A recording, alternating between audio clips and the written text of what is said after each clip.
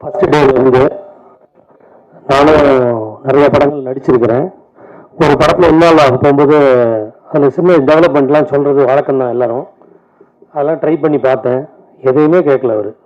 அவர் என்ன நினச்சாரோ அது மட்டும்தான் எடுத்தார். அதுதான் படமாக வந்துருக்குது. எந்த கரெக்ஷன், ஏன்னா ஃபுல் படத்தை அவர் மைண்டில் வச்சுருந்தார்.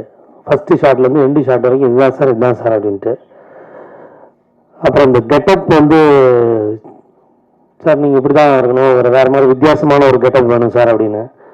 ஏன்டா நான் ஒரு 15 படம் நடிச்சிருக்கேன், இன்ஸ்பெக்டரை மட்டும்.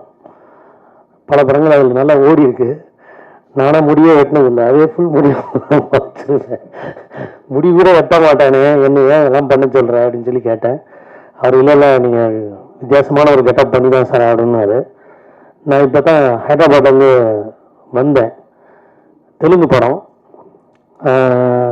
இந்த கெட்டப்பை பார்த்துட்டு அந்த டைரக்டர் இதே தான் சார் எனக்கு வேணும்னு சொல்லி அவங்க எடுத்துக்கிட்டு இருக்காரு.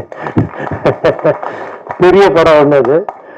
அந்த மாதிரி இவர் நான் அங்கே போய் நடித்து ஒரு 6-7 வருஷத்துக்கு மேலே ஆச்சு. நான் தெலுங்கு படம் ஒரு 15-20 படம் நடிச்சிருக்கிறேன். பட் ஆனால் இவருடைய அந்த தாட்டு தான் அந்த கெட்டப்புக்காக என்னை கூப்பிட்டு போய் அந்த படம் பெரிய படம் ஒன்று பண்ணிக்கிட்டு இருக்காங்க இப்போ தெலுங்கில். அது மாதிரி இவருடைய பிடிவாதம் ரொம்ப பாசிட்டிவாக இருக்கும்.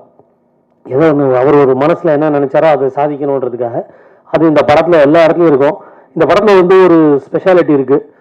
அதாவது ட்விஸ்ட்டு, இதான் சீனு அப்படின்னு நம்ம நினச்சி அடுத்து இது வரும் அப்படின்னு நினச்சிருந்தா அது வேறு மாற்றி வரும். அந்த மாதிரி படம் ஃபுல்லாக ட்விஸ்ட்டு வச்சுருக்கிறாரு. எண்டு வரைக்குமே அது க்ளீனாக மெயின்டைன் பண்ணியிருக்கிறாரு. அதுதான் இந்த படத்துக்கு சக்ஸஸ் ஆகக்கூடிய ஒரு இம்பார்ட்டண்ட்டான ஒரு விஷயம்.